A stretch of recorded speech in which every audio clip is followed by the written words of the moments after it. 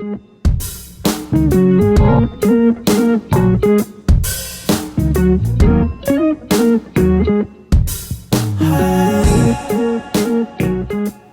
to the KYP podcast. My name is Dany. I'm here with my co-host, James. and we have another special guest, a good friend of mine. Claudiu, good friend of James as well, I hope. Yeah, what about me, bro? Yeah, okay, we're good friends. The iconic trio Iconic trio. He's finally back in Montreal. You were... in London.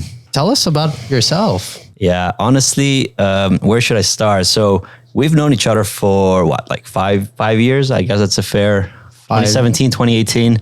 Yeah. My background is menswear, men's fashion. That's what I've been doing for the last, I would say, decade right now.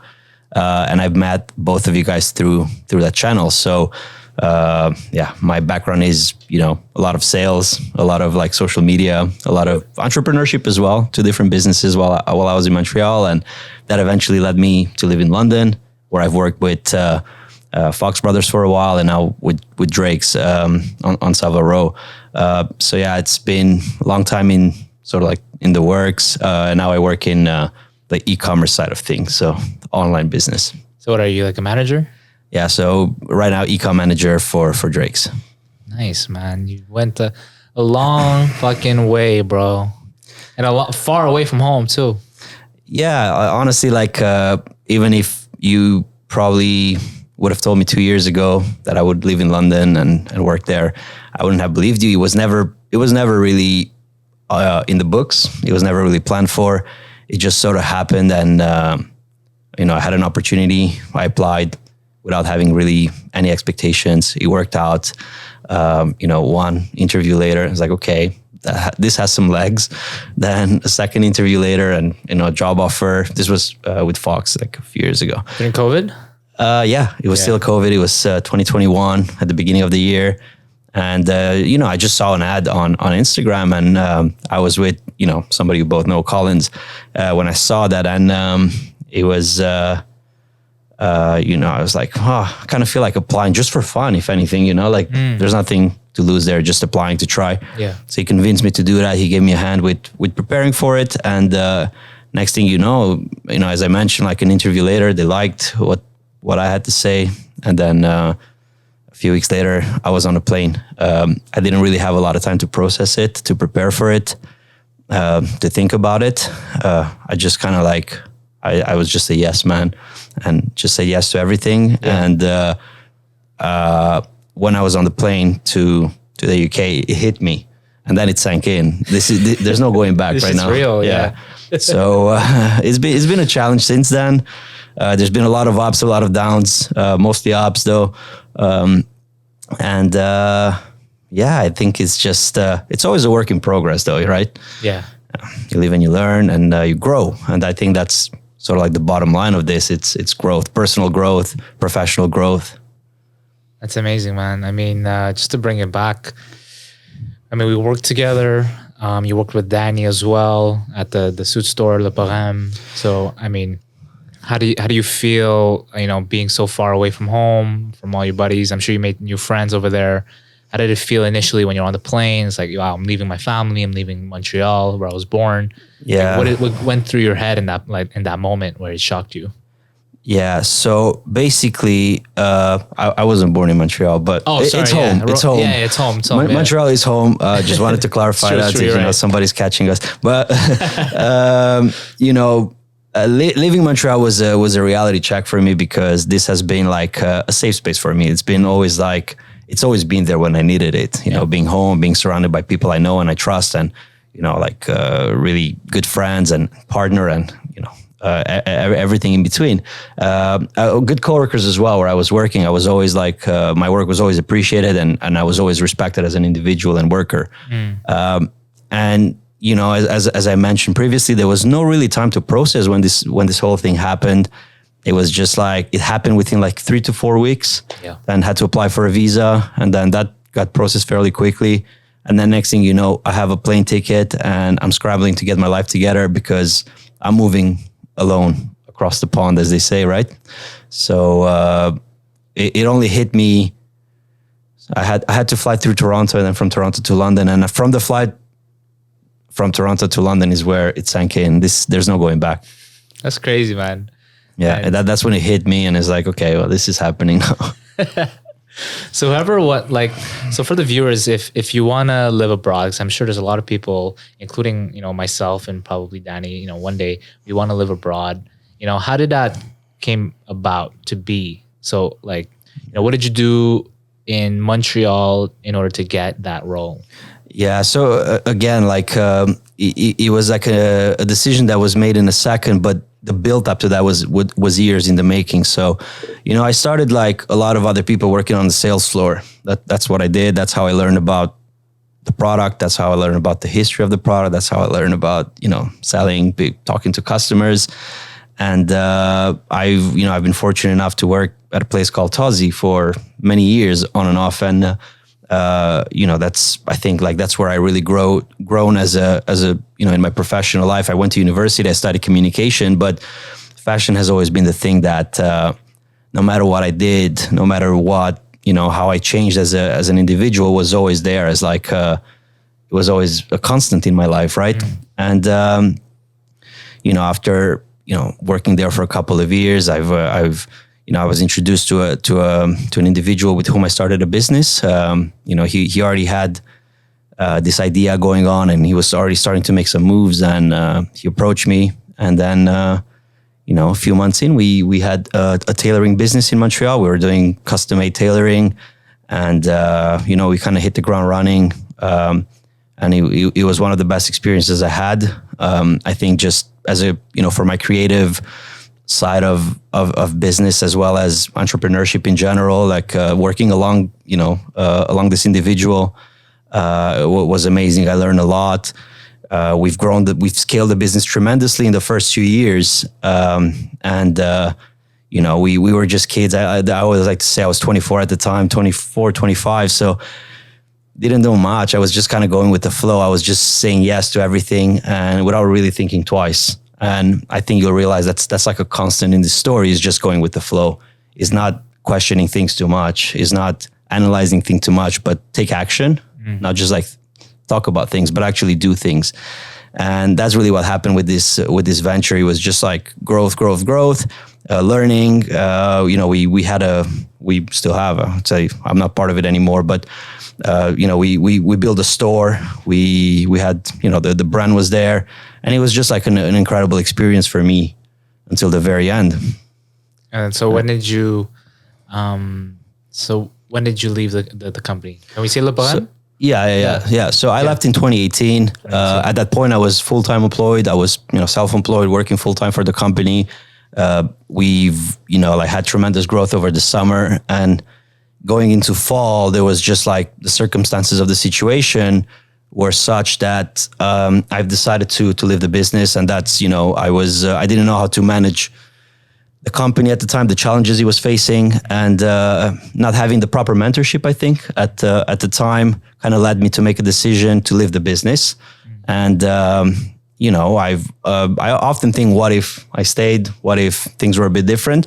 But I've made peace with that decision of leaving. It was my choice. And I'm very grateful I had the opportunity to learn, to be there for a few years and to build that thing, and, to sort of look back. And honestly, very proud it's still around. Very proud to see that people are still working to keep it going. And then shortly after, I've wanted to start something else of my own. So I started an accessories brand called Atelier, and that was really like my brainchild, as they say, right? It was just me having fun with ideas. Again, lots of help from Dany here, who was tremendously helpful throughout that journey, helping me with the creative side of things, like the photography and a lot of the creative direction of the business. We went together to New York. We've done some cool things. It was short-lived because, I moved to the UK, but it was really fun while it lasted. And again, it's all about learning. It's all about growing. And that was another great experience for me. And something that, I often think about. I have very fond memories of doing that.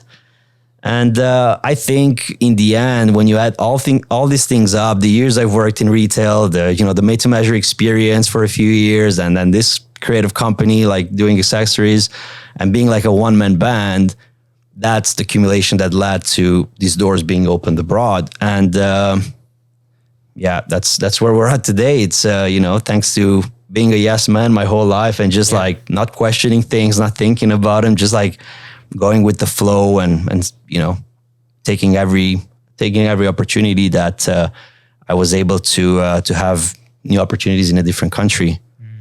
And I think it's interesting that you said that you're a yes man, and but it's hard for people to recognize when opportunities arise as well. Yeah, if opportunities will arise in your lifetime, but not that many, and it's very important to take them when they come and to evaluate them. And I think that that's very important for everybody that's starting in a new career.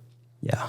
To recognize that might be a good opportunity for me for growth, to learn, even though if you're not making money, if you're not going to make $1 million, have a stable salary. Yeah. I think it's important that, this can actually be something that I could learn from. Yeah. And all those little things, and even for myself and Dany, it's like all these little accumulations of opportunities that you've accepted, actually led you to London, right? Because without all that experience, so Tazi, Le Bohème, Atelier, all those three created the opportunity to go to London, right? So what did you say in that interview? Like, what did you present, like, for the Fox Brothers, right? I think, like, without going into details about exactly what I presented, is just showing that I'm hungry, showing that I want it, and showing that I'm eager to learn more.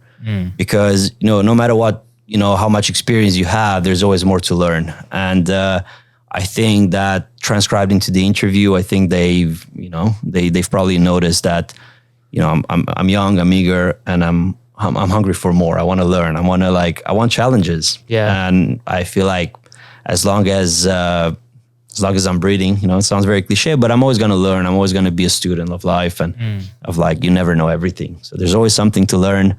I learn something every day, and that's the right attitude. So and as you said, I think like we're often too quick to like make decisions because we want. I think our generation is specifically guilty of it. We want instant gratification. Everything has to happen like instantly. We're used to be on our phones all the time. Everything happens so quickly that we forget that good things take time. Experience is not just handed to you. You have to like earn it. You have to earn respect. You have to earn like your knowledge, your experience, and then they'll open doors that take time to open. You just can't, you're not expect it. You cannot expect it. You have to work, and like the process is very important. Yeah. And it's, it's like not just about the money. It's about what does this, always play the long game. Yeah. Never settle for like, what's going to bring me today, tomorrow, but like always play the long game. It's one of the lessons I've learned, like play the long game. And in terms of the long game, I know, let's go back, way back through Instagram. And a lot of people might not know this, but you used to be called Style Attorney on Instagram. That's right. I'd like to kind of have your story on how that came about to be, and really basically what was your mission to start your Instagram as like Style Attorney? Where did that name come from? All right. So that goes way back. Probably before I even started working retail in fashion. I was basically starting college. So I was like 17, 18 at the time. And I had this friend who was really into fashion, and we had this idea to start a fashion blog at the time. And I was going to cover menswear and she was going to do women's wear. And we sort of like started putting our ideas together of what that would look like. And we're like, okay, now we have to find a name.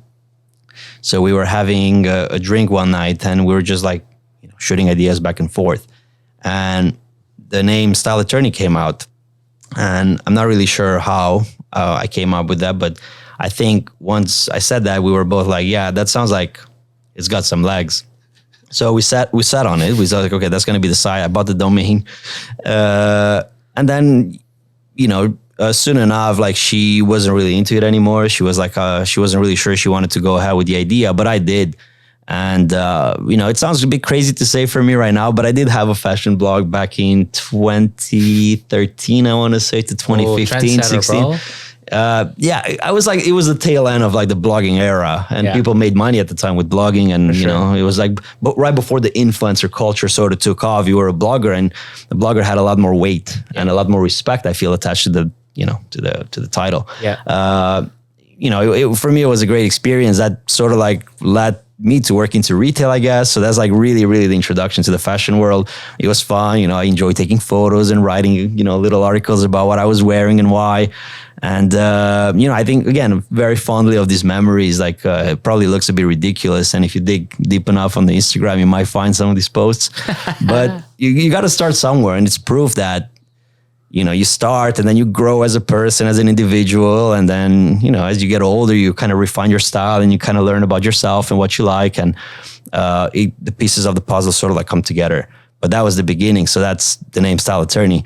Of course, the blog is not around anymore. So with that came a change in the Instagram handle. So I know also in terms of blogging, I don't know if it's been a while now, but you have a massive love for just writing in general, just expressing your thoughts through writing, typing articles. Yeah. Did that help you go like choose your path for communication in school, or? Yeah, basically when I went to uni, so I did marketing in college. I really enjoyed that. It was some of the best 3 years of my life, I would say. Really motivated at the time. And then I went to uni, and because I was studying international business at first at John Molson. And halfway through the first semester in uni, I failed my midterm in math, like really badly, because I was distracted. I was just starting a relationship at a time that was a bit like bumpy, so I didn't pay attention to school. Math math has never been my forte in the first place. So, it was a concoction for failure, and I failed, and I had to make peace with it. And I said, I need a break. I need to get my life together. I need to get my thoughts together. So I told my parents, hey, I'm going to take a year off. And, even now it surprises me when I say it, but they were like, cool, that's fine. So I took a year off where I was working full time, Tazi. I traveled a little bit. But then they told me, you have to go back next year. You have to do something. We don't really care what you decide to go back to study, but you have to do something because we're helping you do it. So you have this responsibility. And I was like, fair enough. And then at the time I had a friend who was into photography, and he was doing his first year in communication studies at Concordia. And he told me about how great it was, the production side of things. So video production, sound production. Obviously there's like theory as well, but I thought that sounded a lot more interesting than business at the time. So I enrolled in the program and I got accepted. And, I did a little bit of production, but eventually I found out that I had a little bit more interest in the theory side of things. So that led me to have to write a lot of papers, a lot of essays, and do a lot of research. And I've always enjoyed it. I always prefer to write sort of at my own pace rather than be in a room for 3 hours writing an exam. And after graduating, I was like, I have to like bring writing into what I do to a certain extent. But whenever I sat in front of my computer with the Word document open, nothing came up for a very long time. I think I was just a bit more difficult with myself. I had higher expectations of what I wanted to write. But every time I wrote a sentence or two, I would remove everything and be like, no, this isn't it. And then once I moved to London, I decided to give writing, like, even if I'm not happy with what I write, I'm just going to keep writing and not post it anywhere, just write for my own sake. And, I don't want to like speculate anything here. There is a potential for me to do something with all this writing, but I'm not sure what yet. I do a little bit of freelance. I do a little bit of freelance photography as well on the side, but I would like to do something of my own to document the things that I like. And it has nothing to do with fashion, to be honest, or maybe very little to do with fashion. It's, these days I have a big interest in food, in travel. I'm fortunate enough to be in Europe, so I can explore. Anthony Bourdain? Sort of. Yeah. It's one of your big inspos, no? It is. Yeah. He's one of the biggest inspos. And great human being. I think he taught a whole generation how to travel properly and eat properly and not be difficult. And also he was a yes man. Just say yes. So if somebody puts a bowl of something in front of you, you don't question it. Somebody's kind enough to give you food. Just say yes and eat it. And it's probably going to be really good anyway. So it's a win-win. And in terms of photography, I know you weren't the most technically inclined person when it comes to photography. When Claudiu started hanging out with me, right? I was known as the photographer. People would hang out with me, all the fashion bloggers around. Yep. But it was interesting because you had, which camera did you have back then? A Fuji XT10? XT100. XT100. And you did not know how to use that thing. Nah, it was a mirrorless camera. I had no idea. I bought it because it looked cool. Like exactly. It looked like those cameras you see, like those old film cameras, and I was like, I want this. I actually got the same one too. But I think the beautiful thing about Claudiu is just, even though he never had any technical skills when it comes to camera, it's just the fact that if you have a vision and you want to shoot something, I think most people, what they tend to do is they just want to do their research. They want to prepare everything. And I know, would you consider yourself a bit of a perfectionist? You want your stuff to... Not in the slightest, I would say. I kind of like to experiment and learn while I'm doing it. When it comes to photography, I've always wanted to do it, but never put the time in. Never brought the camera with me anywhere. Didn't travel that much when I was here. So... I quite like to shoot on the streets. I like to shoot real people doing real things. That's sort of what I gravitate towards when it comes to photography. And once I moved to London, I think London is a great city to shoot street photography. So, the city looks great. Streets are wide enough in general, so you have a lot of room to work with. I started shooting film a lot. Like, film is very trendy at the moment. I'm sure here as well. Back in London, a lot of my friends shoot film. So I went to get like an Olympus OM1, which is like fully manual. It's at that point that I was like, okay, well, I kind of have to learn how cameras are working. So I learned about, shutter speed, aperture, exposure, things like that, because at the price that film costs, when you spend like 15 pounds, 18 pounds on a roll, and another 15, 20 pounds to develop it, like 36 exposures, you don't want to just fuck it up. Experiment. Yeah. So you kind of have to learn. And I think like shooting with the fully manual camera makes you a better photographer. So that's sort of why, because I was shooting on a mirrorless camera, the XT100. You kind of see the results in real time. It's just, it's fun to shoot. There's, you can correct things really quickly. It's a fugazi, bro. It's not the real thing, right? It's not the real experience. So then you shoot film, then you develop, and on 36 exposures, you're going to get like maybe, if you're lucky, 6, 7 that are really good. And then you're like, fuck, I love this. This looks great. And I shot a few rolls, and I was like, okay, I enjoy photography, but film is too expensive. Life in London is too expensive. So I was like, I can't keep this going. Sold both of my cameras, the film and the Fuji X-T100, and I bought an X-Pro 2. And that's been the best photography investment. I shoot on a 35mm lens, and I've been just having fun with it. I think it's like the closest thing you can get to film photography in digital. The rangefinder style viewfinder is great. And I've been having a lot of fun with it. When I travel, it's small enough to wrap around the neck or put it in my pocket.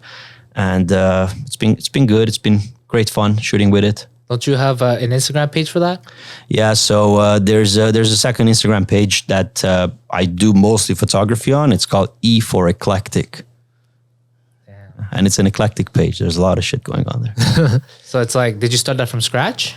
Well, in all fairness, that used to be my previous brand's Instagram account. Atorie? Yeah. Oh, nice. So when that kind of like stopped, I was like, well, I have to do something with this page. Yeah. I was like, I'll just use it for photography. And the feedback has been great, to be honest. No, it looks really good, bro. I appreciate that, guys. I was surprised that, because I looked at it, I was like, yo, these pictures are great, man. Thanks a lot. It could be like a video form one day too. Possibly, yeah. Like I'm a firm believer in just like exploring, keep exploring my creativity. And video hasn't been part of that just yet, but you never know. I like, things that kind of like get me out of my comfort zone. So perhaps one day. And I think it's such a beautiful thing in terms of photography, right? all three of us very creative people, and we all started photography in different points of our lives with different tools. I'd like to consider that a camera is just a tool to, like, you don't buy a camera, it's like suddenly I'm a good photographer. You need to have that creativity behind a vision. Absolutely. I'd say your love for photography stemmed from film. Yeah. My love for photography stemmed from digital cameras, DSLRs. And Jay, I believe your creative vision came from just having a portable camera on your phone, and you start, I think even till now, you still shoot all your content with your phone, right? No, actually, my brother bought the Rebel Canon thing. What was it? I don't know. It was a DSLR. Yeah. I had that for the longest time, so I was shooting all my fashion stuff with that one. But once the iPhone started getting better, I started using that. But I do have the Fuji X-T100. You still use it? Yeah. I think it's very crisp. Like, it depends on the type of content I want to do. But but the iPhone's definitely, it's like shoot and go. It's honestly like I think iPhone is one of the greatest things. And phones in general, smartphones, right? Yeah. It's like you have this tool on you that right now can do like great photography if you know how to use it, if you know what to point it at, right? And I just want to say one thing. I remember when James started working at Tazi, we kind of saw his Instagram and we were all a bit intimidated. It was like, who's this cool guy, posting these like hype looks? And we're all a bit concerned about James taking over because like some of us were really into our Instagram, but James was like next level at the time. So I didn't take over Tazi. Yeah, I changed absolutely. the game. It was, I really loved it. It was great. It was really good. It was like, it was a specific time, place and time and place, whatever. I don't know. Yeah, time and place. Yeah, it was like there was that aesthetic going on at the time, like 2017, and you absolutely owned it. I think Zane robes, bro. Zane robes, off-white, streetwear. That was the peak of it. That was the peak. Now it's mostly menswear, but the peak was definitely streetwear. Yeah, that was peak. And I kind of just going back to like photography and finding your creative side, also your brand at this point, right? Where for me especially, I focus mostly on the clothing that I wear. That's why all my backgrounds are like really black, because there's nothing to show in the background. It's only what I'm wearing. Jay, I guess it's the same thing with you. You want to show the environment with the clothing you wear. But Claudiu, your aesthetic, I know I've shot a lot for Atelier and Le Parrain back then. You always put such an emphasis on, I really want this background there. I really like this building there. I really like everything that's around. I don't really care what I'm wearing right now, but I just like. Yeah. Can you get this USPS truck in the side, that one of your most iconic. The New York one? Yeah, it was the USPS truck. So I believe like clothes are one thing, and I think very often what brands forget or what individuals forget is the context. We wear clothes to project an image. We decide to wear things to look a certain way, to feel a certain way, and that goes beyond the clothing. It's like it's the whole environment. It's the whole sort of like vibe, right? And I think contextualizing clothing is a big thing for me. And I think a lot of brands are sort of like getting much better at doing that whole lifestyle aspect of clothing. It's not just a guy sitting on a leather couch in a crisp looking suit. That's boring. We've seen that. We've seen that a million times. What we want to see is regular looking people doing regular things that we all do in these clothes, and see how they, take this product and wear it in their lives, and how different people wear the same product. And I think that's what brings value. That's what brings like storytelling and makes a product a little bit more compelling. And I've always wanted to do that on, my personal photography as well, my outfits. And for me, it's, the outfit is one thing, but where it's shot is a different thing. I have to say these days, I have to usually bag one of my friends to take some iPhone photos, and that I have to be happy with that. But, a bit less time to scout for locations for outfits. You don't got Dany in your pocket. No, it's okay. You'll find a replacement for me. Now, I think another thing too, that's thinking about lifestyle, right? We all have this conception that guys in suits should be crisp, clean cut, nice shoulders, nice fitting suit. And it brings up the concept of sprezzatura, right? Yeah. The art of nonchalance. And I think us three kind of embodied that in a certain way. James, I'd like to know your input first. Like, how did you come about to just have that relaxed fit that you just don't care? You never really wore skinny jeans. You never really want stuff. I did at some point, but We all did, man. we all did. Yeah. For me, it's the top thing was comfort. So that's why I always did oversized. I always went XL, even though I'm like a true large, or even if I was a medium when I was skinny. But comfort always comes first, and then it's always about aesthetics.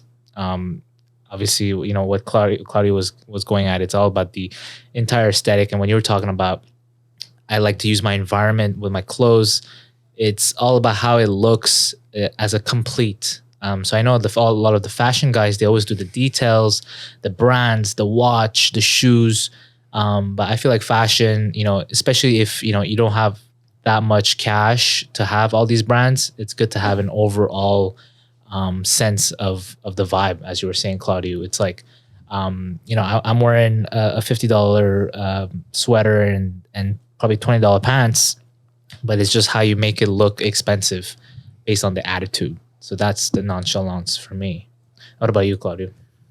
Yeah, I think for me, it comes down to being comfortable in what you wear. And I think for a long time I wasn't. I tried to wear like 3-piece suits when I was doing tailoring. And I'll be very open, you know, honestly open about it. I never really liked that whole aesthetic. I never really liked the whole like, you know, tailored fit close to the body. I appreciate it. And there's a time and place for it. And I do wear it when I have to. However, for me, it's about being comfortable in what you wear. And I think that transcends into, you know, looking good, feeling good. And you project this like...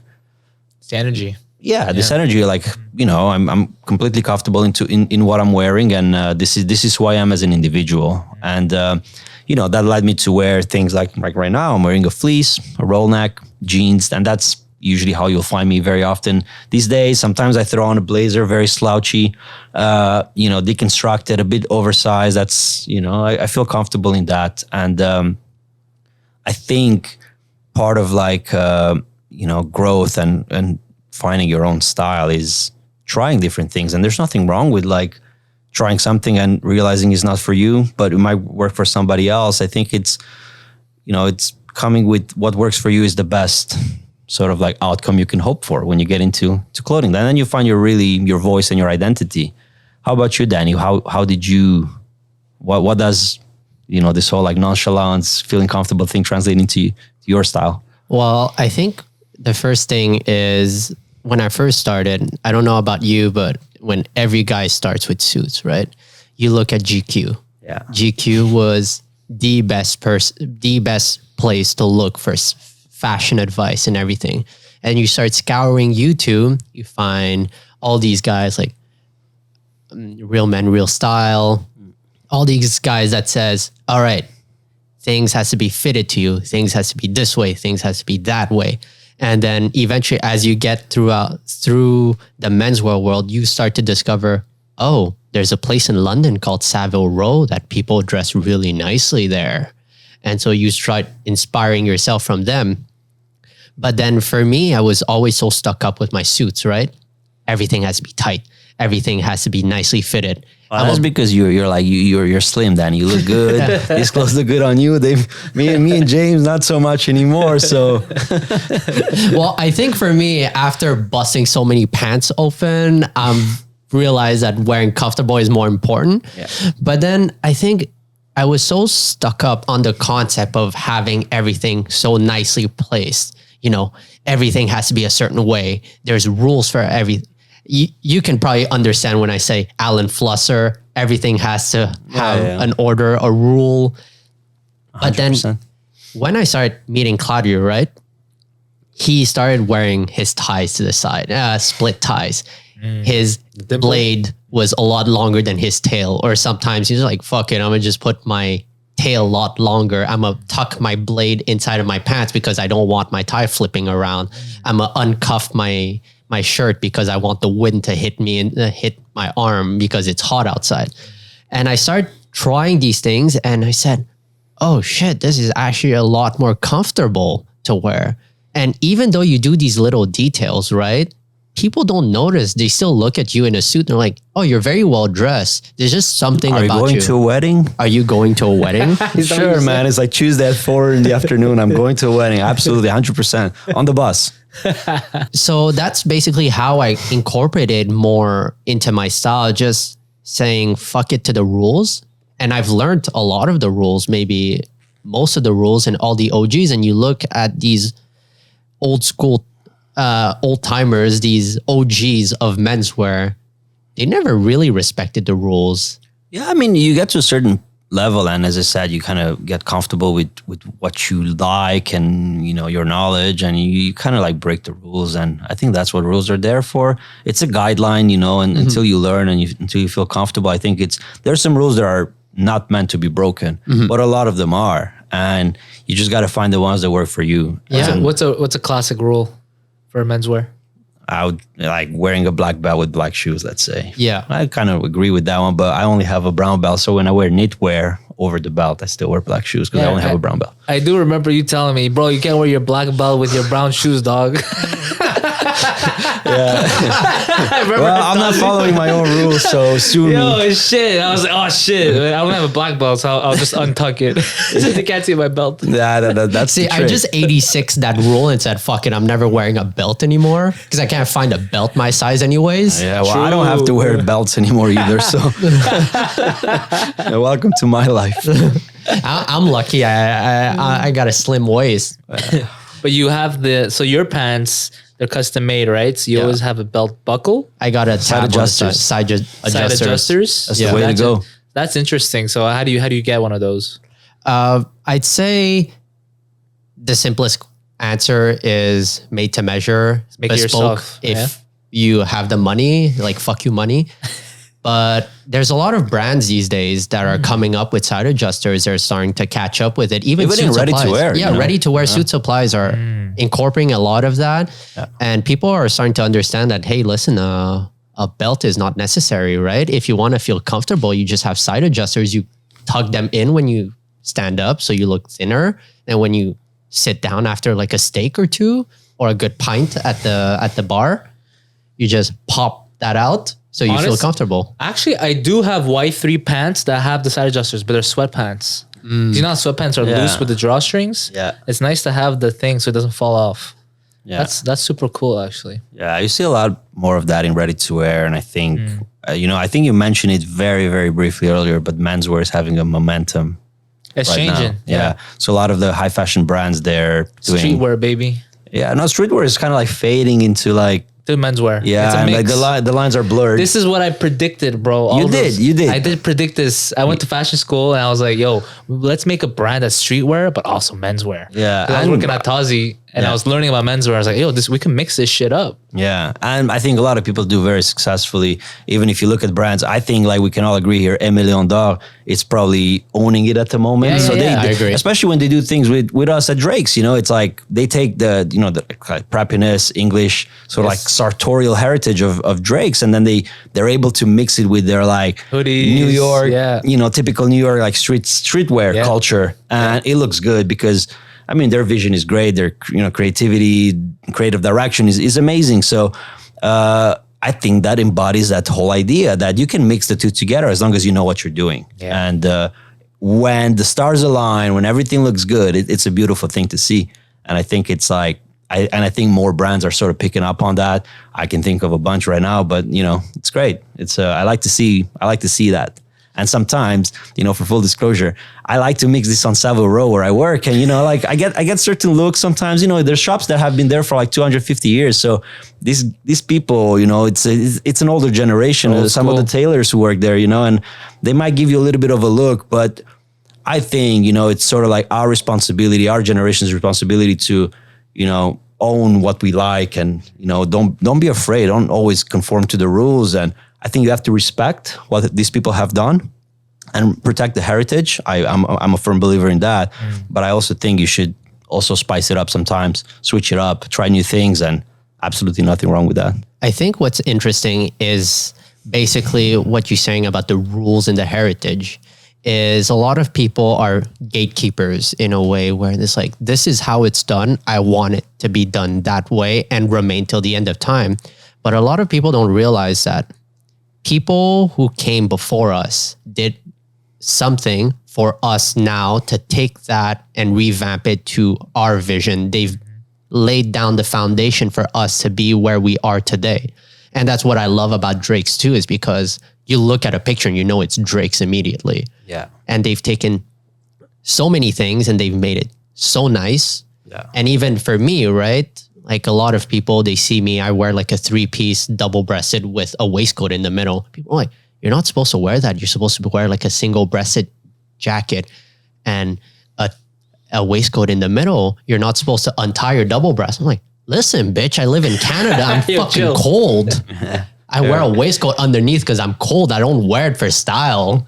Like I just wear it because I'm cold. It's all about the circumstances, man. Yeah, it's all about the circumstances. And Claudiu and James summed it up very well at the end of the day. It's just being comfortable with yourself. Do whatever you feel like is comfortable for you, makes you look good, and you feel like you can rock it on the street. Don't pay attention to what people say. These people on YouTube or on internet blogs that saying 5 things you should not do or 10 things you shouldn't do. You shouldn't really listen to that because these people, it's very clickbaity. Maybe Claudiu should write a blog about it. Yeah, Right? Not sure about that. Soon. 10 things you shouldn't do that you should actually do. Yeah. Sometimes it does sound like that what people are writing. Should you button 2 buttons on your jacket? Yeah, what do you think about that? I've seen that in movies. You should not. I think you should not. Only very what's few people can do that and pull it off. So what's a rule that's like absolute? I'd say the button rule. Button is absolute? How you button your jacket? Like 2 buttons. Is that an absolute rule? Never do it. Yeah, I would say so. Yeah, I'd it say probably it's looks ridiculous. Yeah. What about 3 buttons? Oh, 3 roll 2. I think either the top one in the middle or Yeah. the So middle. here's the thing. No matter how many buttons you have on your jacket, there should technically only be one. If it's a single breasted, right? There should be one that's buttoned. Now here's and it usually should be the one, that's the top button if you're wearing a 2-button single breasted, and if you're wearing a 3 roll 2, it should be the middle button, which however, there's a really cool guy in Japan, Kamoshida-san. Yeah, okay. The owner of Kamoshida and Kamoshida. And he sometimes wears a single-breasted jacket, a 3 roll 2, or even a 2-button, and he buttons the lower one. And I try to do it and I look like a fool, but he just looks cool. And I think he's honestly probably one of the top 3 people I look up to the most in this world. He's just so cool. And he looks so comfortable in everything he wears. Like if you look at his posts, always a big smile on his face. Everything looks like he's killing it. Damn. So it comes down to comfort. It comes down to confidence, I think, at the end of the day. It's like confidence. Yeah, he's wearing it. He owns it. He knows what he's doing. It's not a mistake. He didn't button that one by mistake. It's absolutely like conscious. But he just looks good in it and it works. He understands his body proportions. I believe his tailoring is done for his body proportions, and he's able to do that because of experience and all the other circumstances lining up here. Because a lot of people don't understand is that your middle button should be positioned at the tightest part of your body, right? So emphasize the waist. Exactly, right underneath the rib cage. That's why it's thinner. And so ready to wear, when you have a second button on the bottom and you tighten it, it squeezes your waist and it gives you this really square look that looks odd. But if you're in the tailoring world and you can create something different, see, like if you move your button stance a tiny bit upwards, you can technically button both buttons and nobody would give a fuck. But at the end of the day, it's understanding where your clothes come from and the proportion, how you should be looking like. Yeah, and I think, look, it comes down to like what you're doing. He's the creative director, I believe, of his brand. He can do things like that. Now, if you work in finance and you're going to show up to the office, no matter if your jacket was designed to be worn like that, let's just say that as an example, you're going to look like a fool. Because you're not in the environment for that to be acceptable. And I think you have to use sometimes this, common sense when it comes to dressing. It's about time and place. So it's like there's a time to be creative and like get out of the comfort zone. And there's a time to conform to the rules. And there's, a lot of situations where it's a bit of in between. And you just got to use your common sense and your experience to know what to do when, not to look like a fool, not to look out of place. And sometimes you want to look a little bit daring and kind of push the envelope a little bit. And you got to know when to do each one of those things. It's true. I mean, you don't want to get fired, right? Well, I mean, if you wear 2 buttons, I doubt you'll get fired. Your boss will probably be like, "Oh, this guy will never be as well dressed as me." Shit, I remember at Tazi, I was wearing my Stone Island sweater, and then I took out the logo purposely so that our boss was like, "Yo, where's that from? We don't sell it here. We sell the other brand though." Yeah, So I took out the logo. I'm like, "Oh, is that a Stone Island?" Yeah, but I took out the logo. It's actually funny, like if you think about logos, right? Like every brand these days, especially streetwear or so, have a piece on their clothing that indicates that it's from there. Yeah. But a lot of people don't realize that you have to kind of take them off. It's like the Timberlands, and you had the tag hanging off. But wait, Well, on it's on Stone purpose. Island, was it made to be taken off originally? No, It was never meant to be taken off. It looks thought, cool. I thought there was like 2 buttons on it that you can remove it. You can remove it, but why would you? You only remove it to wash it. Oh, So you don't want that to be faded out. Did you guys know, and don't quote me on this, but in the UK, Stone Island is like the Hooligans brand. Yeah. Yeah, like the CP as well, no? Yeah. But it's like, if you see like 90s It's Top Boy. movies It's the about Top like, Boys. about like, like West Ham fans, Yeah. like the hooligan type of fans, they all wear like Stony, They're the football fans, right? Yeah, in the east of London. Yeah. Yeah. Do they still wear it? Yeah, it's still very popular over Why there. is it so fucking expensive though? It's because they're all drug dealers? Yeah, it's like it's a badass look. Like they have money to They spend? give the rap to that sort of like brand, I think, into mainstream culture It's at the least. rappers that wear it. That's Yeah, why. Drake, I think. Yeah. Like just Yeah. Drake the rapper. Yeah. They just propelled it into. And he created a show out of it. Yeah, Top Boy, yeah. and you want to be seen wearing it. You don't want to take the logo off, Yeah. would you? No. And which part of London was Burberry considered? Like the Chavs? Shags? I don't know, but there was like a part up, I think up north in the UK that people would only wear Burberry, and it was like badly seen. I'm not too familiar. I can't comment on that. Okay. Like I don't want Oh, to. is that when they ruined the brand image? Yeah, kind Yeah. of. Yeah, it's all the rappers, like the drug dealers wearing Burberry bags, Yeah. carrying the drugs. In the Exactly. bags. And Yeah. your typical, that the started in Burberry London? t-shirt with like the Burberry logo. So that's the thing. They use that streetwear look into today's brand. yeah. So like the bootleg Gucci or the bootleg Louis V. Vuitton, they actually make that as their own brand now because that's street culture. Yeah. That's streetwear now. I think brands, like, and again, like I'm not too familiar with the story about Burberry specifically, but I think brands sort of like disassociating themselves with these cultures, like underground cultures. Let's call them that. It's a bit foolish because if you look at Ralph Lauren, they were able to own every single social like. It's the low lives.